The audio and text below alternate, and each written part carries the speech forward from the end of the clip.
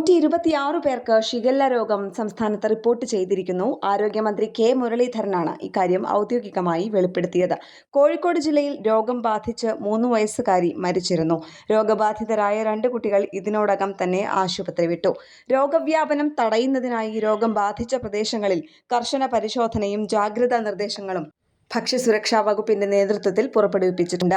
ഭക്ഷ്യസുരക്ഷ തന്നെയാണ് ഇതിൽ പ്രധാനം. വെള്ളം തിളപ്പിച്ചാറ്റിയ ശേഷം ഉപയോഗിക്കുക, ഹോട്ടലുകൾ ഉൾപ്പെടെയുള്ള ഭക്ഷണശാലകളിൽ ഫിൽറ്റർ ചെയ്ത വെള്ളം ഉപയോഗിക്കുക എന്നിവയാണ് ഇതുമായി ബന്ധപ്പെട്ട് ഭക്ഷ്യസുരക്ഷാ വകുപ്പ് നൽകുന്ന കർശനമായ നിർദ്ദേശങ്ങൾ. ഇതിന്റെ ഭാഗമായി ഭക്ഷ്യസുരക്ഷാ വകുപ്പിന്റെ നേതൃത്വത്തിൽ സംസ്ഥാനത്തുടനീളം പരിശോധനകൾ കർശനമാക്കിയിട്ടുണ്ട്. വ്യക്തി ശുചിത്വവും പരിസര ശുചിത്വവും വളരെ പ്രധാനപ്പെട്ടതാണെന്നും ആളുകൾ ഇവ ഉറപ്പുവരുത്താൻ സന്നദ്ധത കാണിക്കണമെന്നും മന്ത്രി അഭ്യർത്ഥിച്ചു. ബത്തേരിയിൽ ഷിഗല്ല എന്ന് സംശയിക്കുന്ന കേസുകൾ റിപ്പോർട്ട് ചെയ്തുവെങ്കിലും രോഗം പ്രാഥമിക പരിശോധനയിൽ സ്ഥിരീകരിച്ചിട്ടില്ല. കൃത്യതയുടെ ഭാഗമായി ഇവിടങ്ങളിലെല്ലാം തുടർ പരിശോധനകളും നിരീക്ഷണങ്ങളും കർശനമാക്കിയിട്ടുണ്ട്. ന്യൂസ് ഡെസ്ക് കേരള പ്രണാമം.